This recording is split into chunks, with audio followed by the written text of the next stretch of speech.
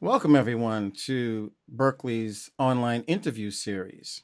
Today, I have a gentleman with me, said to be the man who invented the 80s. Trevor Horn gained international acclaim following his 1979 hit single, Video Killed the Radio Star, written with his band, the Buggles. This was a culture defining event. The track was a worldwide success, reaching #1 in the singles charts in 16 different countries. It spawned the MTV culture and defined an era. Horn was briefly the lead vocalist in the progressive rock band Yes before he decided to focus his attentions on production work. He's since worked with the likes of Frankie Goes to Hollywood, Grace Jones, Pet Shop Boys, Seal, and Robbie Williams, among many others, over a career which has seen him win 3 Brit Awards, a Grammy, and an Ivor Novello Award. He was appointed Commander of the Order of the British Empire in 2011 for his services to the music industry. Everyone, please welcome Trevor Horn. Trevor, how are you today? I'm fine, thank you. It's so great to see you. I've been hearing about your career for the whole time that I've been in production, and didn't realize how you set off the 80s with Video Kill the Radio Star, debuting on MTV. Wasn't it the first song on MTV? It was the first song on MTV, yeah. Well, we used to, in the 70s, we used to listen to a lot of disco records. Because disco records, I used to play every night, and that's how I made a living, playing bass guitar. And I saw how everything changed, and suddenly you had discotheques in the Sexalettes, you had, Saturday Night Fever, you had Chic, I actually had to play Bernard Edwards' bass parts, I had to read them, So,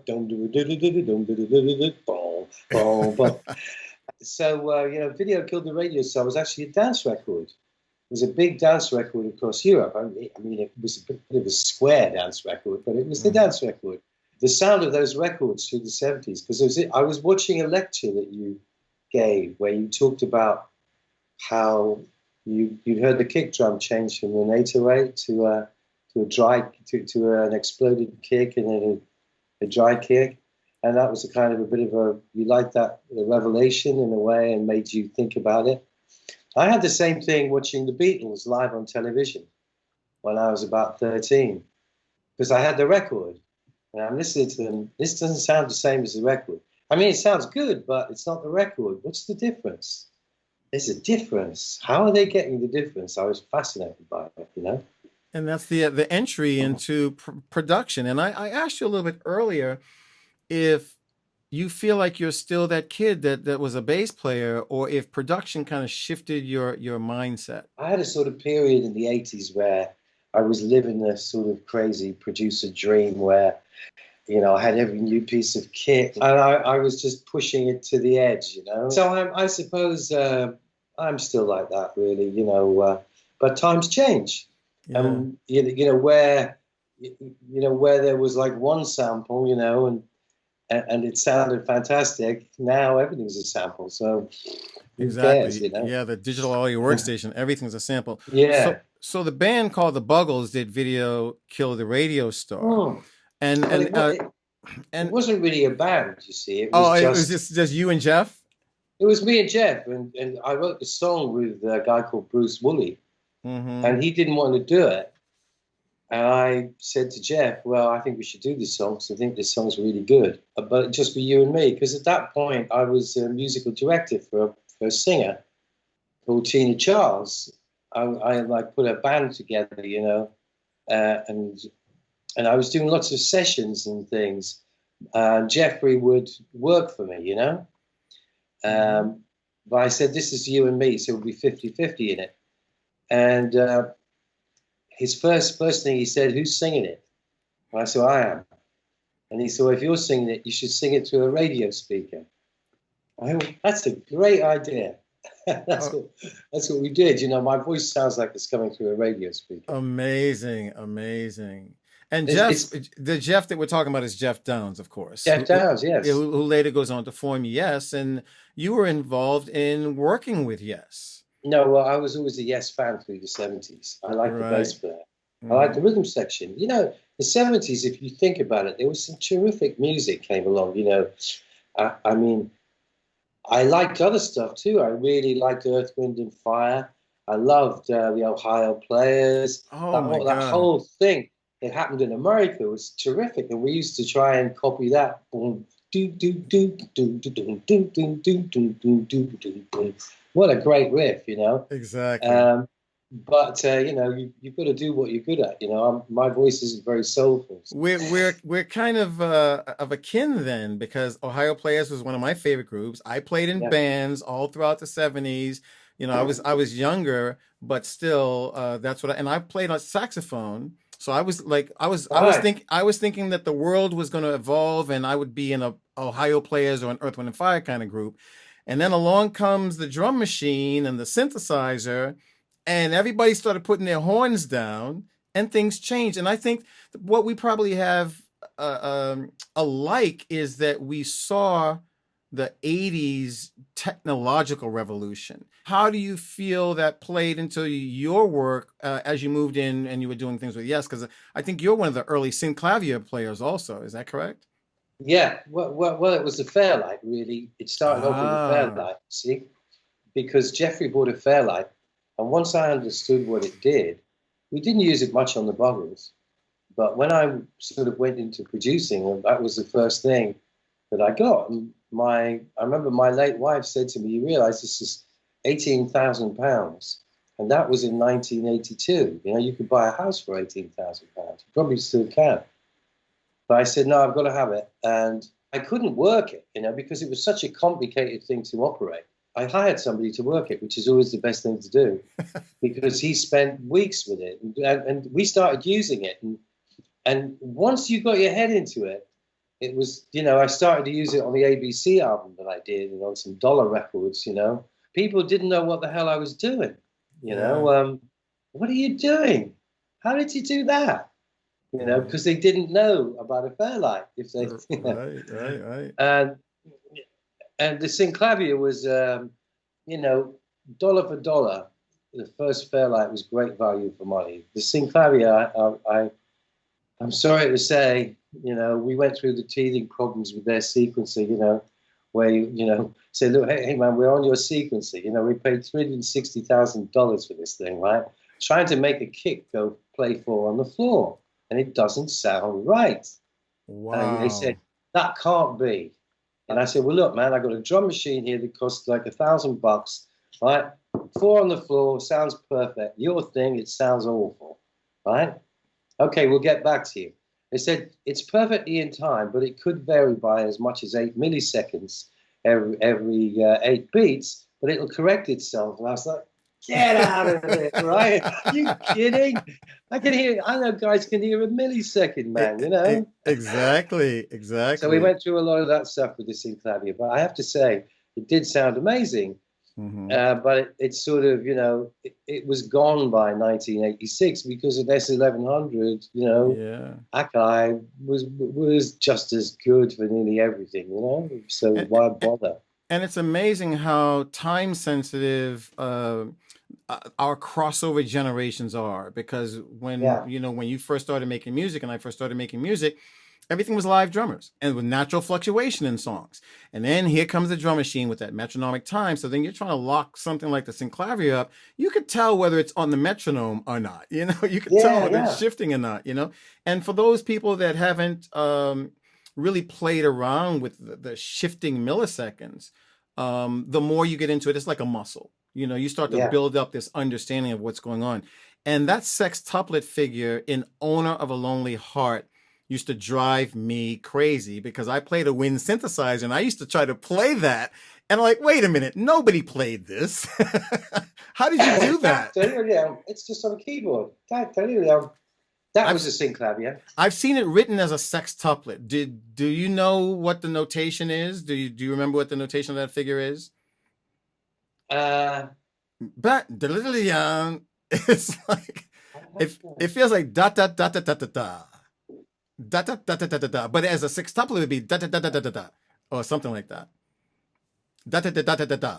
Jack, See, Jack, oh, so it is a yeah. sextuplet. So it is a It sextuplet. is 600, yeah. Yeah. Wow. But the funny thing about all of those. Did you play it or did you slow it down?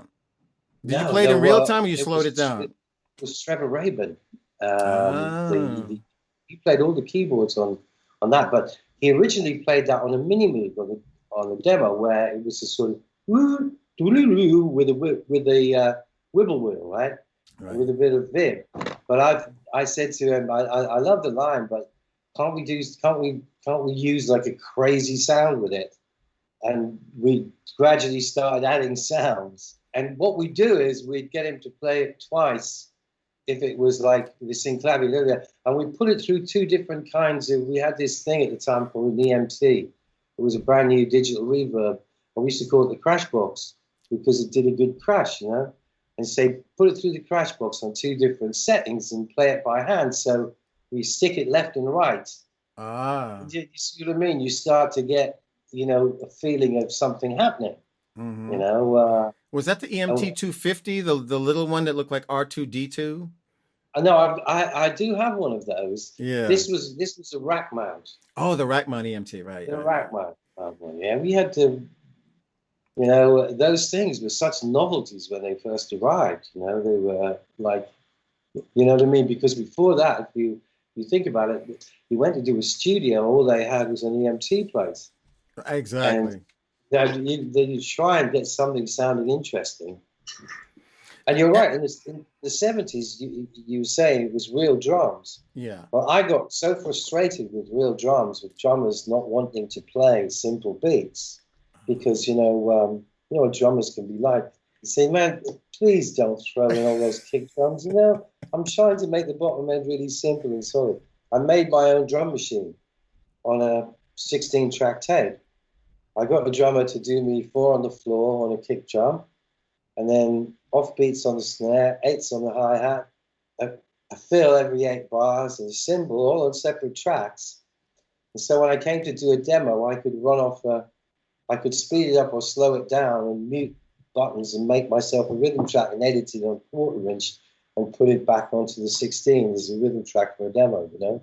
Wow, that's Back in like incredible. 77, you know? Mm-hmm, mm-hmm.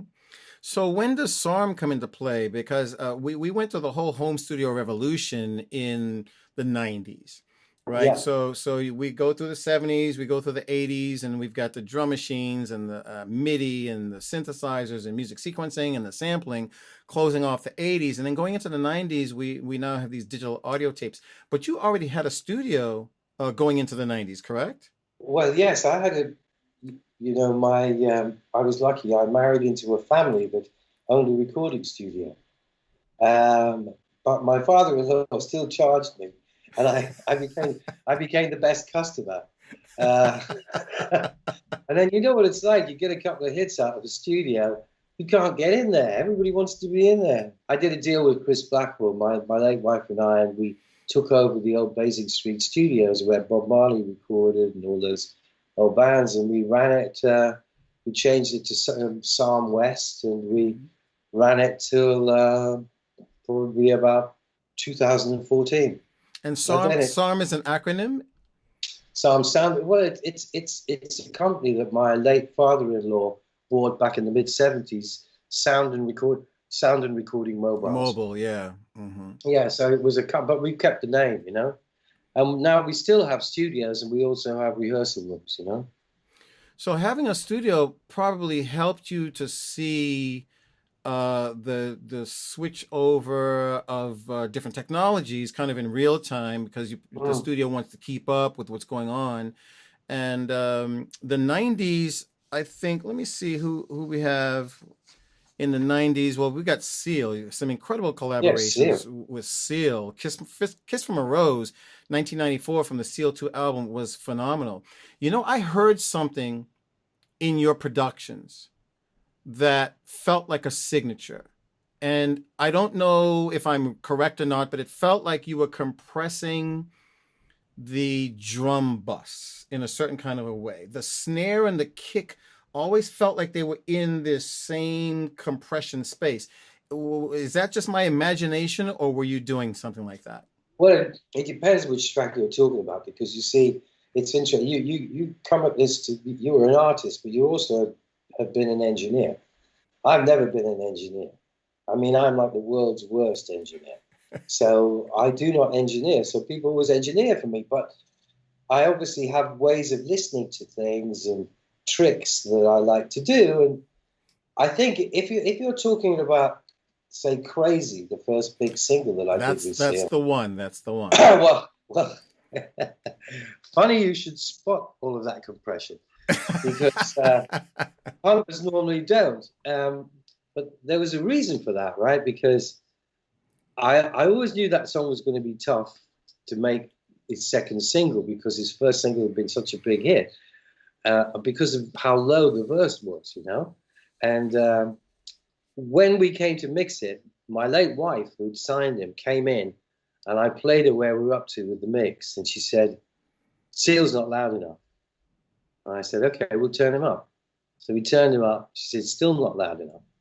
Mm-hmm. And I said, "Well, he's quite loud there, darling." You know, she said, "It's still not loud enough. I didn't fucking sign him to have him buried in your backing track, right? Turn him up." So we turned him up some more, and the engineer stood up. You know, when engineers go, "Oh, right, that's too loud." Yeah. Said, "Now, how is that fine for you?" She said, "Yeah, he sounds about right there." Okay. I said, "Okay." So the engineer, "Calm down." And he said, I said, "You can go now, darling. We'll sort this out, right?" and he said, "What the fuck we're going to do? It's too loud." And I said, "Look, why don't we just double compress it, the whole thing? Let's do that old American trick, right? Where they trigger the vocal, trigger the compression off the vocal. We'll compress the whole track first, but then we'll do this thing with a side chain on this old Fairchild that I've got. Right, I've got, you know, like an old Fairchild's worth a fortune. Yeah. And it's really gentle. But if you know about compression, you can hear it just sucking and blowing all over the place. Right? I But felt it's like effective. I felt like you did that a few times on a few records. I was like, okay, that's part of Trevor's sound, and I want to know how to do that.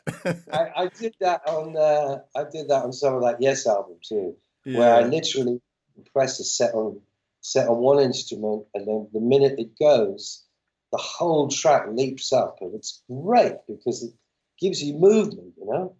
Another thing I wanted to talk about was I'm going to back into the 80s again because I passed over two artists that I really want to talk about. One of them is Frankie Goes to Hollywood, and the Right. other one is Grace Jones, the song Relax and the song Slave to the Rhythm. Both of them have a lot of redundancy in them where it's like the same lyric going over and repeated. As a production technique, is that something that you felt was important then? Um, did you feel like audiences will react to it if they hear it, over and over and over, more and more? Mm. Well, not really. What I was there's two completely different records. What I was dealing with Relax was basically a TV jingle. You know, if you think about it, the jingle, that's all it was. The song was just those 8 bars of whatever, relax, don't do it. That's all it was. And if you listen to the record, we set up the first time it comes, and then we start to play tricks. We have to repeat it because we don't have anything else. We have a middle 8, right, which we get to, right? But each time we hit the chorus, we come out and do something different. And then as the record goes on, after the middle 8, we just start fucking with it and jumping around with it, like jamming with it, you know, like if you were a jazz musician almost. We're just playing with it and taking it up again and then bringing it down and then lining it up for the really big orgasm at the end, you know. So when you ask about repetition or not, I had no choice. I had no other material, you know. That was it.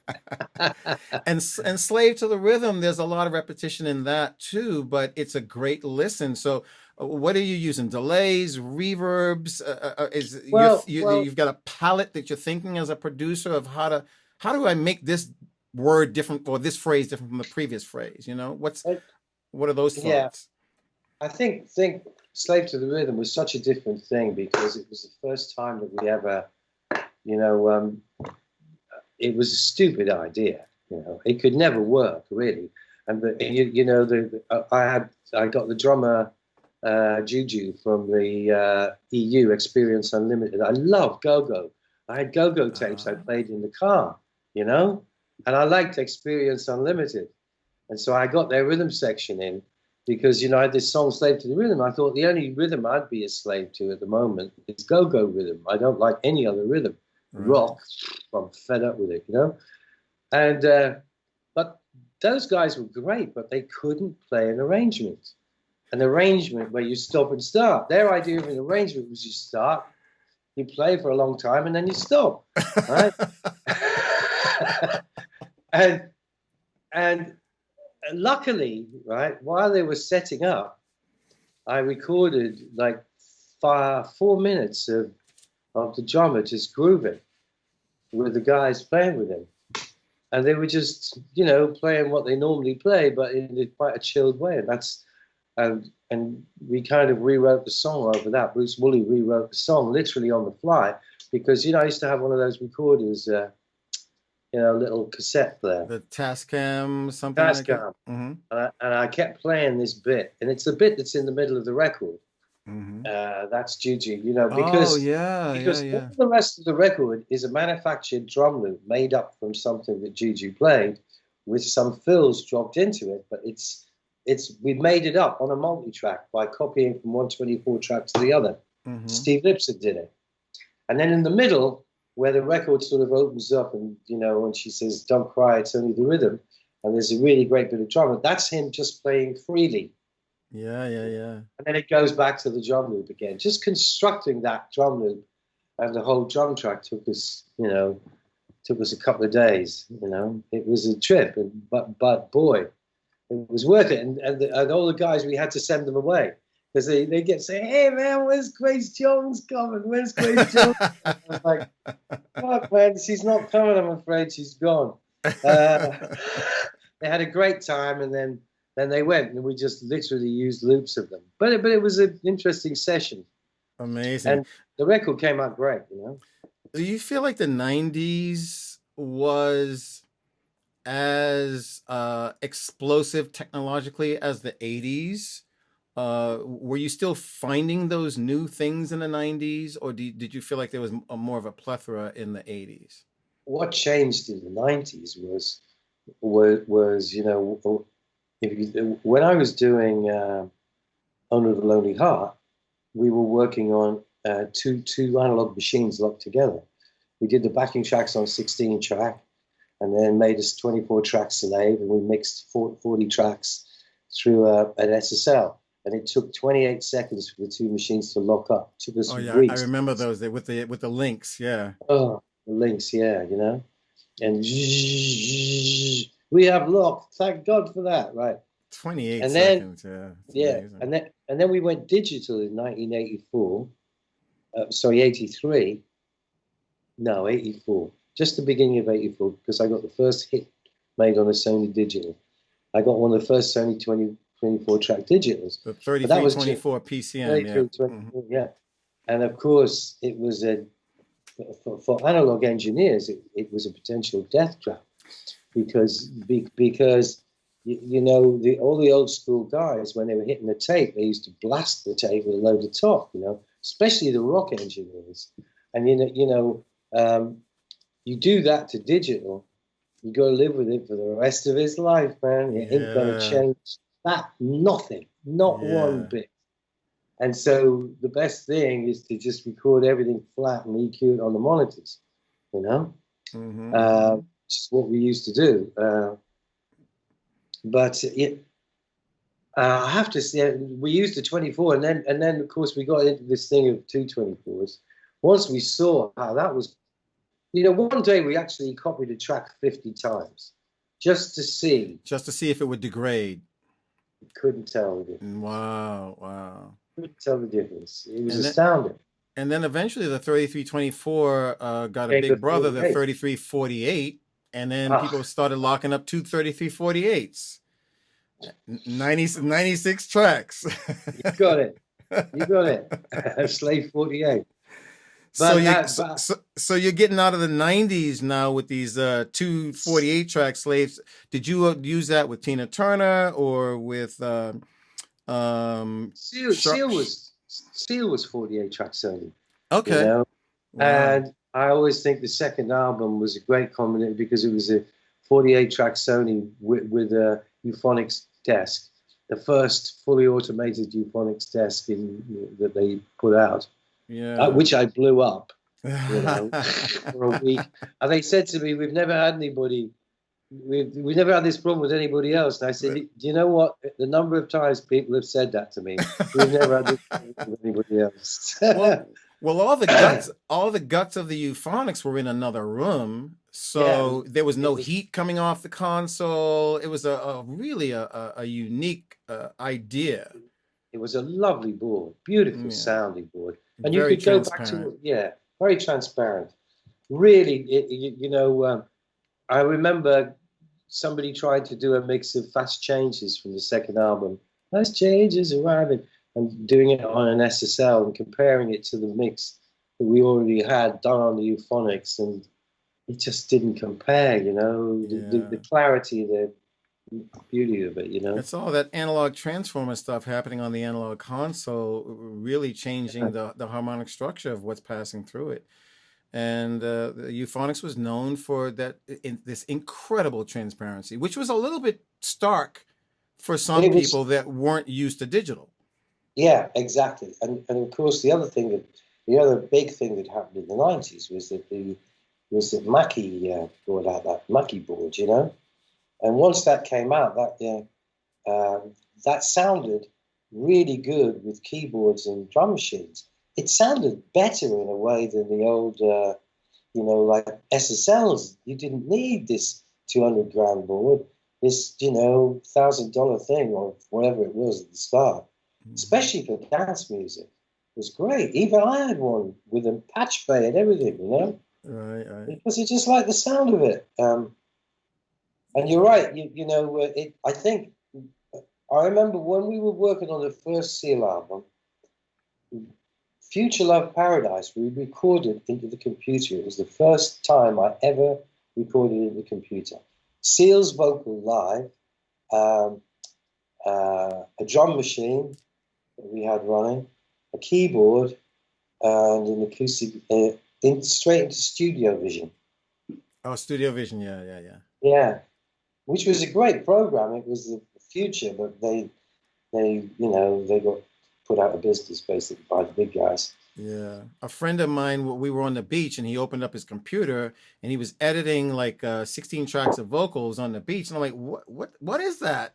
And it was Studio Vision. It was the first time that I saw somebody Yeah. manipulating Studio Vision. And it was in Europe. It was, I think I was in England. It was amazing.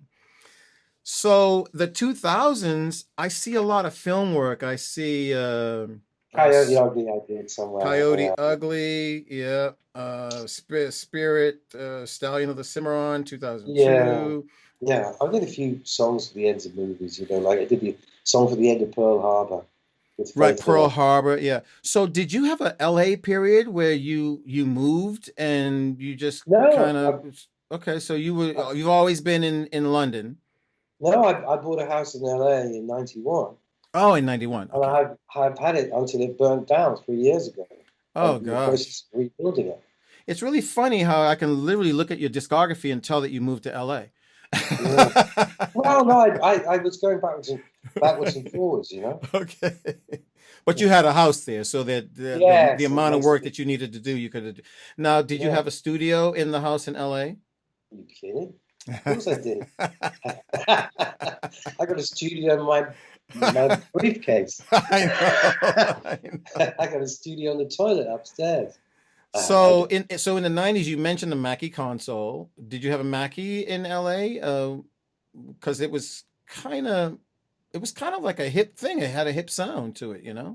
Well, we did most of Seal's vocals for the first album. Well, I say most, we did a lot of them in LA because we Mm-hmm. worked on Crazy in LA. No, Mm-hmm. I had a DDA board at that point. I had a whole Oh, mobile rig with a DDA, and uh, DDA is British, right? British board, yeah, Mm-hmm. 32 into 8 with 8 buses. Mm-hmm. I had Atari 24 track, Mm-hmm. Mm-hmm. well, which is always nice and reliable. for demoing stuff on as well. I don't think, I'm just trying to think when we got because one of the clever things that I did in the second album was Seal went in to do some, make some demos with Wendy and Lisa, and they were going to record it on some bullshit format. And I said, please, if you're going to record it, please let me loan you my Atari. Record it onto a proper 24 track. They were probably going to do it on what, ADAT or DA88 or something. Yeah. Format, man. Lisa Stansfield, I see here. Anything pop out to you about working with that record? Lisa Stansfield was one of those things that I did because I really liked her voice, and I got to do some, in a way, it was a bit of a foretaste of what I was going to have to do when I got older, which was find songs for people. And, yeah, because you had a whole career as a manager also. Is that correct? No, I was. My wife and I had a business. I had a record label and publishing company, most of which I've sold now, because she was really the business person. Recording studios, you don't make much money from, but I still run them despite that. So I said, I don't have many memories of Lisa Stansfield, other than it was one of the last records that we made in Studio One. We all played, but I still heard the compression. Absolutely. And in the 2010s, Rod Stewart, Once in a Blue Moon, Robbie Williams and Gary Barlow, Blackfield, Seal, Renato Zero, Johnny Burrell, Billy Idol. So have you made the transition, or I should say, when did you make the transition away from analog to, do you use Pro Tools or do you use Vision or Cubase or any? I had sound tools. Crazy. I spent ages editing Crazy in sound tools. Yeah. I had various mixes of it, just trying to figure out the arrangement. Well, sound tools, you couldn't edit a stereo file. Didn't you have to edit one side and then edit the other side? No, you could edit a stereo file. You make playlists. Okay, so that was the later version. Yeah. Then I had a 4-track version of it, and first thing I did on that was Tom Trowbert's Blues, Wilson Matilda with Rod Stewart, where it was just him and a piano, and I had 6 takes on. I edited it together from 6 takes in the 4-track, and then transferred that onto the 48-track Sony. Wow. The early days of getting in and out of the computer was a real drag. Yeah. And, we had to learn about stuff like black crystals and things like, that locks everything together. Stuff I never understood. Yeah. But one thing that's funny now, whenever we go back to old tracks, we can tell if it's done on analog, because analog tape's like elastic. It stretches and it does all kinds of stuff. Whereas with a modern record, you get a bar chart for it, set it at 1, and unless somebody's done a lousy edit somewhere, it'll stay in time all the way through the track. But not from anything 20 years ago, Yeah, I mean, my understanding of the time in digital audio resolves all the way down to the sample. And sometimes I think that it's because of going through all of those locking scenarios and really being concerned about whether my music was in time or not. I became so focused on it and that I really wanted to understand, and it just got deeper and deeper. As a producer, Trevor, who's been, and somebody who's as successful as you and has been doing it as long as you have, having fun is probably something that is a part of the gig, right? Having fun doing it, right? Yeah. And how are you able to balance the responsibility of having these large artists who are putting everything in your hands with the idea of, hey, let's just have some fun in making music? Like, how are you balancing that, or how is it making sense for you? Let's take us into the mind of Trevor Horn. Well, you always have to balance that. It's your job to get the record done. Or whatever you have to do to get the record done, you have to get it done. And particularly with singers, you have to understand, being a crap singer myself and knowing what it's like, to have to go in and sing a song. It's a pretty stark thing. You open your mouth, it's like being seen with a microscope. It's like taking your trousers down. Now let's hear what you can do. You know what I mean? Exactly. It's tough, and especially if you're a big artist, right? The last thing you want to do is take your trousers down in front of strangers, you know? You know what I mean? So you have to be aware of that.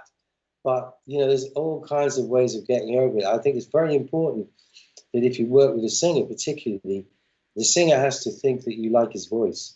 Even if you don't particularly like it, you'll get much better results from him if he thinks that you do, you know?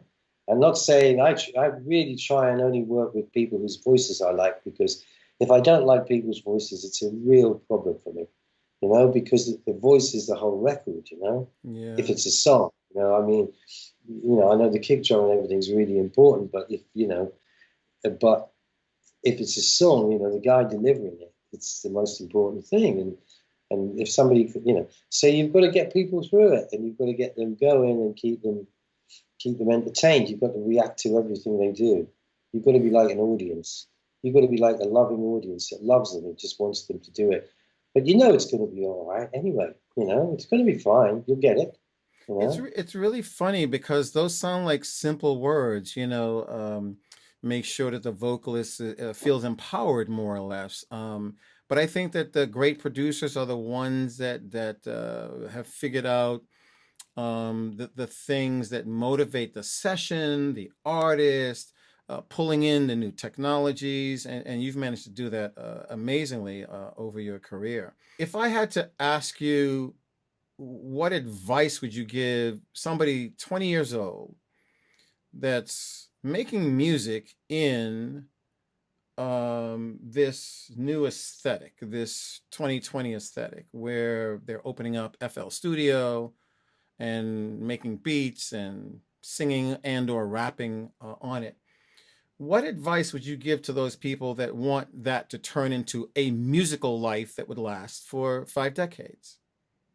Well, I would say that the first thing you've got to do is you've got to get out there and play to people. You can't just sit in the room. You know, you went out with a song and you played to audiences. You can feel an audience, right? You feel when they get bored. You know, you Right. can feel when you're not going down well. You know what I mean? You can feel when you're going down great, right? Sitting in your room, man, you don't know what that's going to sound like when you play it to people. You've got to learn that. If you want to be in long term, you've got to learn how to give a performance or what a performance is and understand it if you want to be a record producer. You know, Hmm. otherwise, I don't know. You know, I mean, there's all kinds of gigs. You know, like you know, rap gigs. People don't necessarily play live, but they're on top of a beat that they've already got. And, you know, it's so it is a kind of a live thing. You know, I was years playing hits in crap places. You know, learning what a hit was. And I think that's really important. Also, I don't think you can ever know too much about music. It's, you know, always keep trying to learn bits, however good you think you are. You know, Yeah, studying yeah, things. music is always evolving. You don't have to study anybody, but do you? Are you listening to things that are coming out now and going, "Oh, that's cute." Yeah, I listened to that one. I was watching a bit of a lecture that you did about deconstructing a good pop song. You mentioned that Old Town Road, Oh yeah, right? yeah, Yeah, yeah, it's a yeah. great track. That I love that. So it gives me faith in pop music. You know what I mean? Right, Where it's right. something I never would have dreamt up that one. You know, it's like a cowboy thing. It's hilarious. You know. It is really, really hilarious, and you can't really tell what's going to work or not at a certain point. There's something that you have to love other than the success of it all, Yeah, right? So what would you say that is? I don't think you should do anything for the money till you're 30. I think you should just do stuff and don't think about the money. And as long as you can support yourself. If you really want to have a musical career, don't get married before you get your career off the ground. Just don't do it because it'll never fly. Once you're going, then fine. But it can be a bit stark leading up to it. You know what I mean? Because you might have to get a trade if you can, like on one instrument, be good enough to play gigs, That's always a good one, you know. If you're a keyboard player or a guitar player, you know, play in rest chords. And, you know, just anything where you get to play. If you keep doing it enough, it, it'll it'll work. It'll work in the end. There's an old publisher once said to me, he was an old guy who used to give me lots of demos to do before I had a hit. And it was hard because it was hard to get into studios because studios used to cost a lot of money and you couldn't make a record at home like you can now. And remember, he said to me, the music business, he said, you work away, nothing happens. And then one morning you wake up, you're in business. Right? Exactly. And I woke up one morning and Video Killed the Radio Star went #1 in 16 different countries. I mean, talk about wow, you know. But there was a lot leading up to it. I mean, you know, a Now, lot of learning. how old were you? Were you 29? I was 30 You were when it went 30. #1. Yeah, and I've been making records since I was 25. You know, I've Right, been like, right, right. I mean, I've been earning a living as a bass player, but I've been doing demos for publishers and doing all kinds of stuff, you know. It's really funny because you just said something that might sound like an offhand statement that, don't get married or anything until you're 30. And I totally understand that because I put my record out when I was 21. And by the time I was 27, 28, 29, I was like, okay, family life. Maybe now I can do it because I've kind of blown that piece out, right? And Yeah.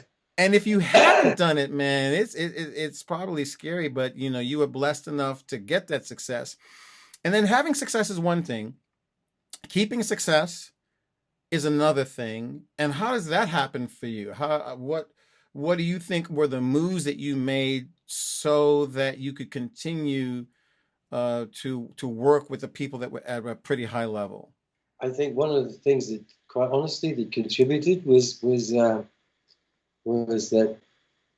for various reasons, when I was about 28, I gave up drinking and I didn't drink for like 35 years.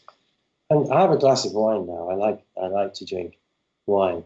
I think that really helped me because for like 30 years, I would go to parties and stuff and people would be getting legless around me. You know, we do this in England, people I get, know. and I would be sober and I would be in the studio the next morning. I mean, and I never, my late wife caught me doing cocaine once, and she said if I ever did it again, she'd divorce me. And so that was my one time with cocaine. So I stayed away from that. And it helped me avoid a lot of the pitfalls, a lot of people got into, where they get into that whole world. I had to deal with them a lot of the time. Yeah. I would always be ready to, the producer, I'd always be ready to go at, 11 o'clock in the morning. Right. People still up from the night before, It's going to be great, man. It's going to be great. We love you. We love you.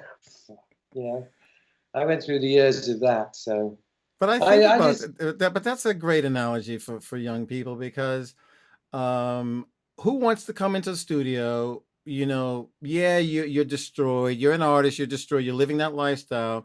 But then the guy across who's responsible for delivering the goods is high also. It's like this is not going to work. So you see, you were the rock. You were the rock, more or yeah, less. I was there every day. But, on an album like 90125 with, yes, the one that had Only a Lonely Heart on it, I was in there for months with Trevor Rabin, the guitar player, keyboard player. And he and I used to start every day at 1 o'clock, and it all came from fun. Anything I could think of, he could play, and he could think of anything. He was amazing. Right. We'd give him a new Fairlight sound, and he'd do something terrific with it. So, it's having fun. It's like serious fun. It's such an interesting thing to do. And when you're the first, I always look at it like, when you hear a record like Relax, like you're about 10th millionth person to have heard that. I was among the first 5 people to hear it. Right. And when it was blasting out the big speakers, it sounded pretty great. I never heard anything quite like it. I didn't know what it was, but I thought it was good, and we were the first people to hear it. It's funny, then it goes out into the world and everybody hears it. That's what's great about it. I always liked that, no? So in pop music, there was something that came along in the disco era that I call four on the floor. You know, the Four on simple the floor, kick yeah. drum. You know, and I'm sure you've explored four on the floor many, many Yeah. times. Four on the floor seems like it's back with a vengeance in pop music. Post Malone uses it, Halsey Really? uses it, Dua Lipa uses it, Charlie Puth uses it. It almost feels like we're in a new disco era, but it doesn't sound kind of cheesy the way the disco era sounded. It's kind of cool. So I really feel like there's a connection to a lot of the work that you did and a lot of work that these young Yeah. artists are doing. Have you been tracking the evolution of pop music and listening to anybody lately? Well, actually, I should put it to you like, what do you like to listen to now? I really like to, I really like to listen to Debussy, like the Sunken Cathedral, Afternoon of a Faun, all my favorite Ohio Players track is Sweet Sticky Thing. I Oh, right. love that. I love that section where it's just the drums and the string machine and the sax. I keep wanting to do that on something. And one day I'm going to figure out how I'm going to do something like that. But actually, Slave to the Rhythm's kind of that middle part is a bit like that, even though it's like some strings over a rhythm and everything else drops out. Right, right. So I listened to that. And lately, I've been listening to sort of historical compilations, all the best music from 1948. And like of 1949, the year I was born, it's so funny, right? When you listen to the music from 1949, like, because on one hand, you've got these fantastic big bands, right, playing like Benny Goodman, Summertime, the most incredibly sophisticated arrangements. And then you have two country songs, which are so, one of them is about a woman, how she murdered her love rival, and now she's in prison and she's going to be there for the rest of her life, right? And the other one is called If I Want to See You, I Have to Slip Her Around, basically about adultery. Right, So, right. God, country music hasn't changed really, has it, since Oh my 1949? gosh. Yeah, yeah. It is amazing. It is amazing.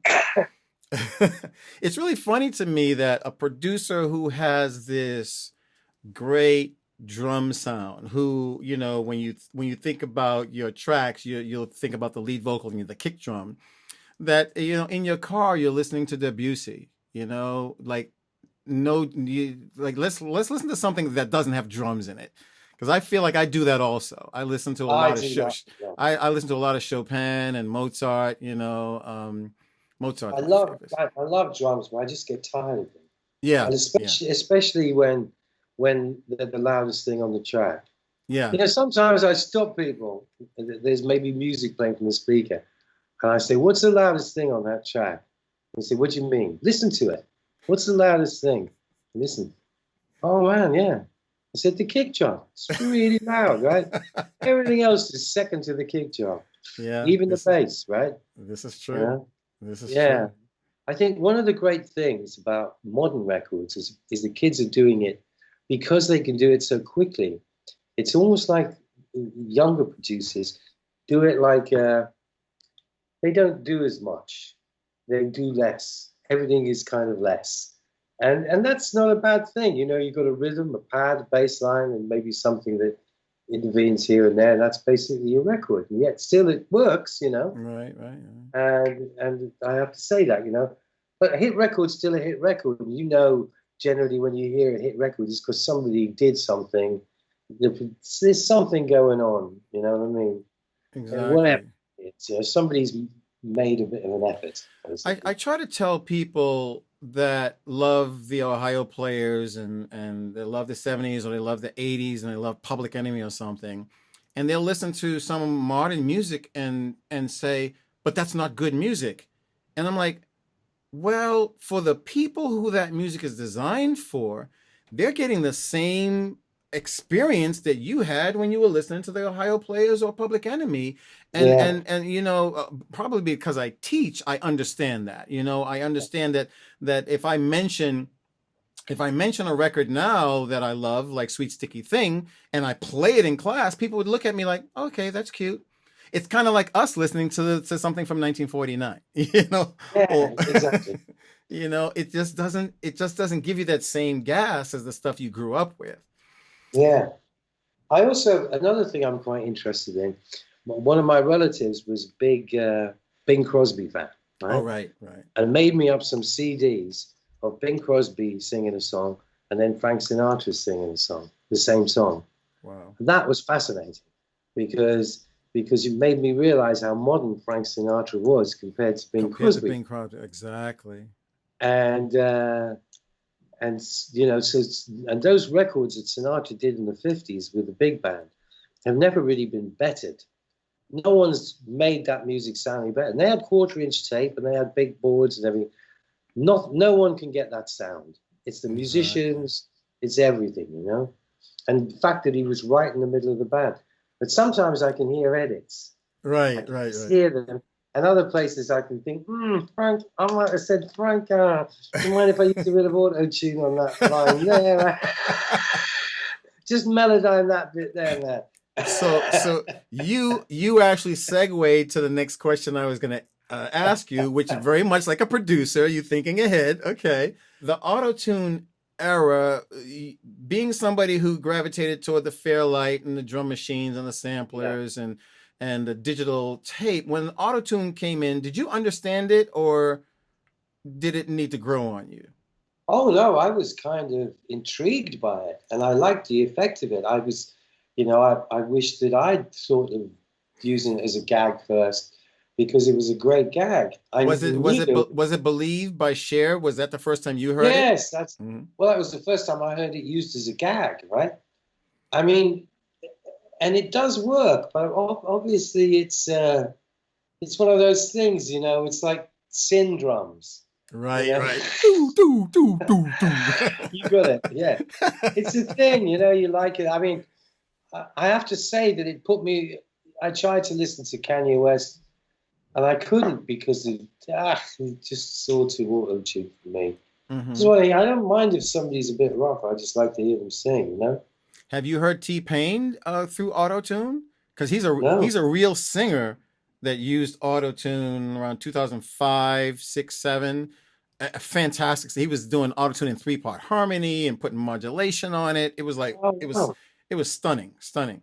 I'm having a hip hop conversation with Trevor Horn. I love this.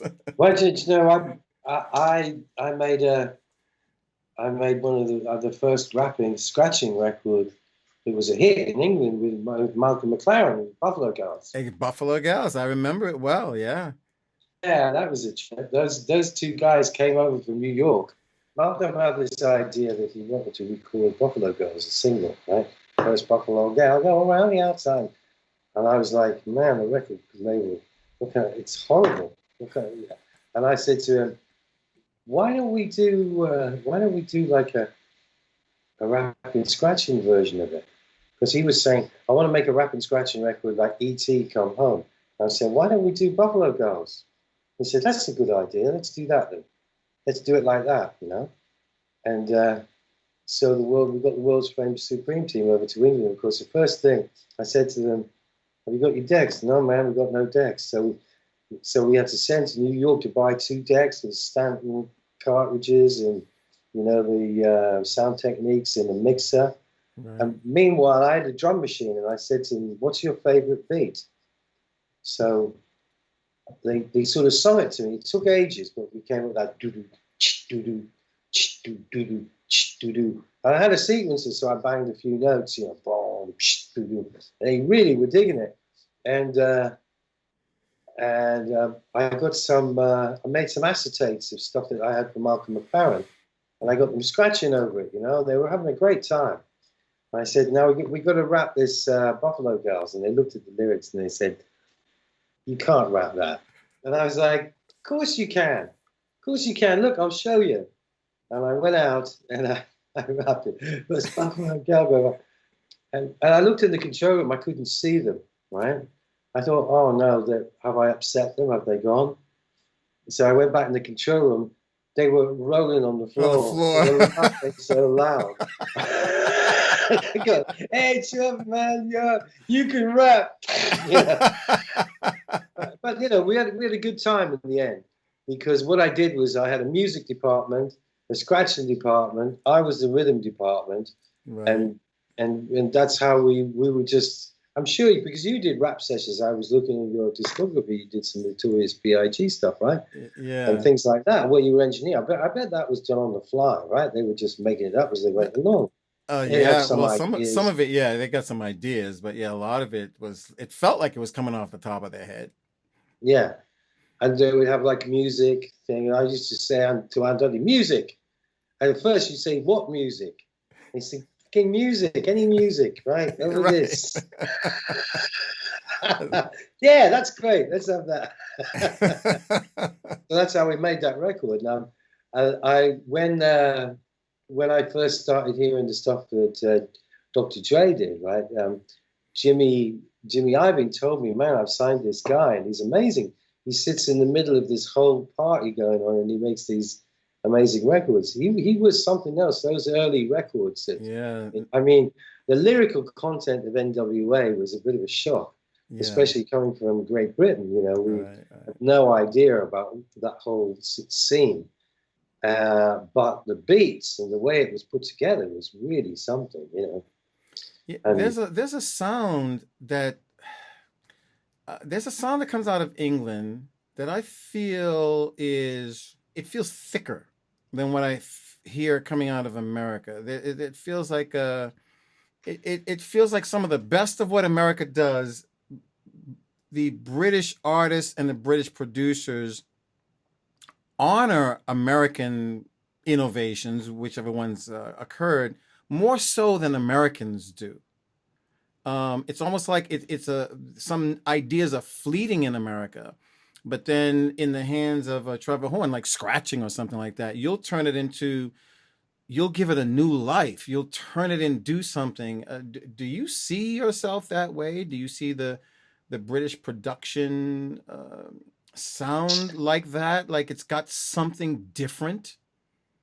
well, I think one of the things that affects British production is that, in general, English singers aren't as good as American singers. And you know, I listen to a Whitney Houston track and think, man, if I had her singing over something, you know what I mean? She's such a great singer. You know, the track's cool, but she's amazing. And that's what I think, because we have to deal sometimes with a lot more amateurishness over the years. When I say amateurishness, a lot of the people back in the 80s, particularly the young people, weren't, they could sing, but, only a bit. Now 20 years on, they could sing great, but back then they necessarily couldn't. Seal, of course, sang great back in 1991, Yeah, so he always yeah, sang well. yeah. I think really, in a way, out of all my stuff, if I have to put something on, I generally put Seal on. Hmm. Those first four albums that I did with him, there's some really great tunes on that, and they're quite musical. Yeah, yeah. A Kiss from a Rose really haunted me for a time of how it it gave me modernity, but it also harkened back to the Bard era. I felt like there was something in it that was very 1700s ish, you know, like That's exactly what I said. you were pulling classical music into it, and it was amazing. It was amazing. I have to say that came from Seal, because Seal said to me, I've got this Elizabethan kind of tune, Hmm. and then when we started the second album, I said, what happened to that Elizabethan tune, because we could do with it. And he went away and he made a demo of Kiss from a Rose, which you know was the best demo actually Seal ever made, for me. And my only real contribution arrangement wise was to put 3/8 bar into it, Hmm. give him breath in the first verse, and to take the middle eight down a tone and then bring it back up again. But the whole song was there, and all of the. I said to him, "This is like an Elizabethan song with kind of R&B vocal licks in it." baby. I can play, you know, when he sort of, I always look back on that. It was a Tuesday afternoon when he did all the harmony vocals on it, because he came in and said, I've got a load of ideas for this, and we'll just get going. And sometimes when you're working with somebody, you're working so fast, you know. Okay, do this, track it up 4 times, do this. You know what I mean? You're just flying, right? I mean, we were flying that day, you know. Yeah. And we did all those vocals in an afternoon, the harmony vocals, you know. Yeah. And there was a different number of bars, wasn't it? Like it's like a 12-bar phrase or an 11-bar phrase. There's something 1, 2, 3, 2, 2, 3, 3, 2, 3, 4, 3, 5, 3, 6, 3, 7, 8, 9, 10, 3. Yeah. It's like a 12-bar. It was like, No, it's a 3/8 bar, because but it's 3/8. But yeah, the measures is 1, 2, oh 3, yeah, 4, 5, 6, 7, 8, 9, 10, 11, 12, and then it starts over. It's something like that. yeah, it's something where I'm always doing that. It's like a trap, you know? Right. It's like everybody who comes to sing "Slave to the Rhythm," because I play "Slave to the Rhythm" with my band. First time they do it, they nearly always fall into one of the 2 traps, because there's 3-bar phrases in it. Right. I like 3-bar phrases. I like to try and just keep you just not bored. You know what I mean? Like, right. not bored, but you know, keep it moving and not be too predictable without jerking you too much. You know? Yeah. Well, it has definitely worked over the years, Trevor. I mean, I can't thank you enough Thanks. for That was fun. being a guiding light and showing somebody like me, you know, kind of giving me a goal state to achieve in my production career. And now I'm passing it on to another generation. And I really, really thank you for doing this with us today, Trevor. Really appreciate it. I appreciate it. It's great seeing you. And I want everybody to, you know, give you your props. Trevor Horn, one of the most prolific producers on the planet.